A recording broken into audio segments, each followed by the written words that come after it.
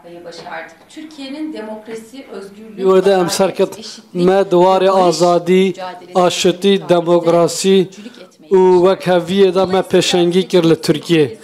Jiberveji bijardayın me gelekin u bijardayın me davi nabın. Tavi kuvayı dizanın bevi avayı ki kutfazın buraya darazı rel berme bigirin.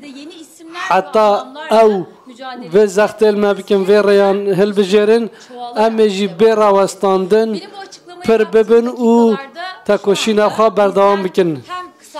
Dve demme da kamnaha daxuyaniye dedin u evin daxwaza guhartına naf u hindek jirezikna rakhalin hinek reziknameyan dvi varida me guhartin kirin ev tişten ku dadgeha bilind me daxwaz kir me ev guhartin kirin me guharin yaptığımız toplantının kararları niha da jî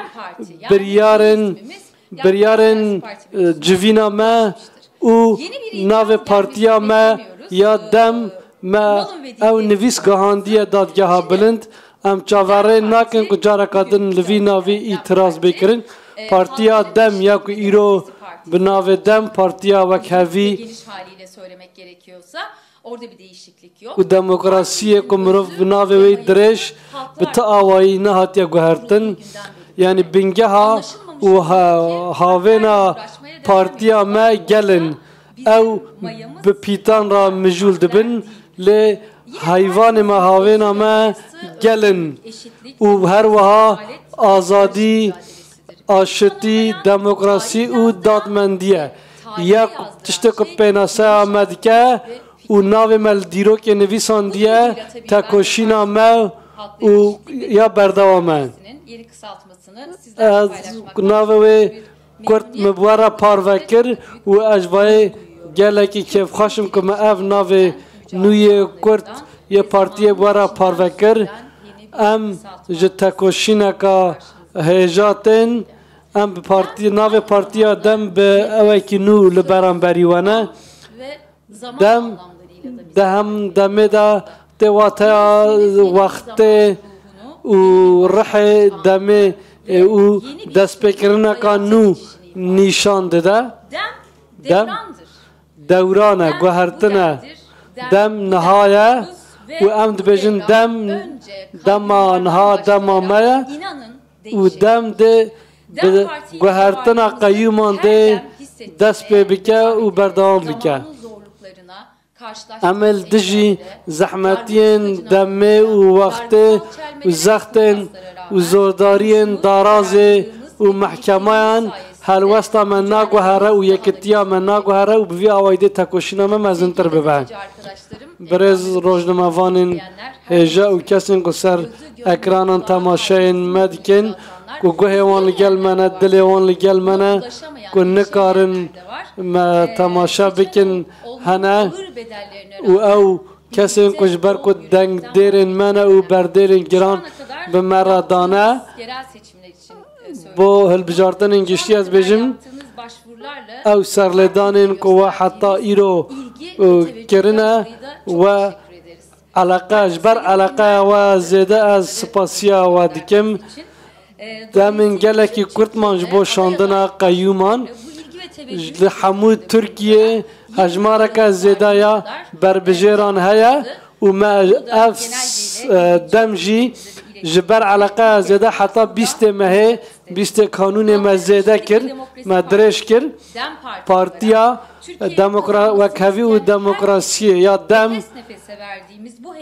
ew kelecana û heyecana me ku em dixwazin hemû kes bi serkevin ew bi tekoşîna bi rûmet û bi cirət em dixwazin hûn jî beşdarî me bibin jin û ciwan bi taybetî ku pêşengiya vî karî bikin serlêdanên berbêjêriya xwe bikin û em li beramber qeyyûma bi serkevin û wan qeyyûman bişînin em biçin rêxistinên partiya me yên bajaran heta bîstê kanûnê serlêdanên xwe bikin.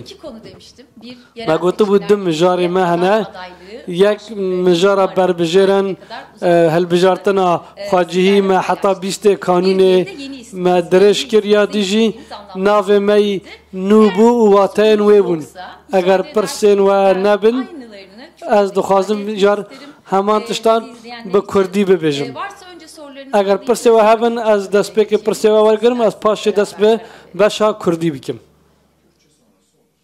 Kürtçe sonrası olur dedi ama dibêje piştî Kurdî dibe hûn dibêjin çi? peki ve birlikte karar verdik. O zaman Başı.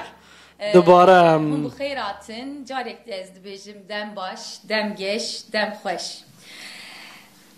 Me daxuyaniya xwe ya berê de ji ragihandî bû ku navê dirêj ya partiya me naguherê Partiya Vekevî û Demokrasiya Gelan wek navê xwe yê dirêj û vekirî dimîne. Lê dadgeha bilind a Tirkiye bi hênceta ku nav ya navê navê me dişibe HDP îtiraz kir navê me yê Kurt. Ev nav ne hatı bu kabul kirin me ve daxuyaniyê jî ji pêşiya vê dabû.